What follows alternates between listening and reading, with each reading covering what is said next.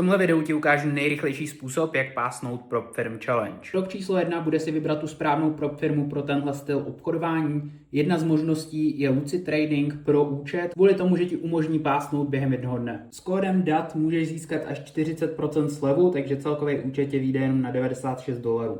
Abychom mohli pásnout během jednoho dne, tak budeme potřebovat vysokou volatilitu, ideálně Red Folder News. Jednou z nejlepších news je CPI kvůli tomu, že se často pohneme jenom jedním směrem. Tady mám příklad z předchozích CPI. Přijdeme na graf ve 14:15 našeho času a následně si vyznačím nejbližší low a nejbližší high.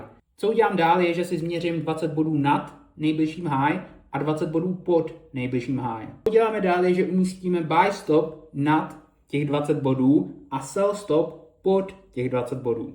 Samozřejmě může se stát, že cena vystřelí nahoru, nabere tě, potom se obrátí a vystřelí dolů a ty přijdeš o účet, ale to je samozřejmě risk tohohle způsobu pásnutí challenge. Co udělej ještě jako extra ochranu, abys nedostal slippage, je, že běž do nastavení v Tradovate, následně klikneš na Risk Settings a tady nastavíme ztrátu na $750 max. Jako poslední je důležitý nastavit Daily Profit Target na 3010, abys pokryl fíčka a teďka už nezbývá nic jiného než uložit. Tak, teď se vrátíme zpátky na graf, tady mám nastavený buy stop, sell stop a ještě pro demonstraci sell limit. Kvůli tomu, že v TradingView to nejde přednastavit, každopádně my už jsme si to nastavili v tom Tradovate, jo, takže už bychom tady sell limit dávat nemuseli a výsledek bude vypadat nějak takhle.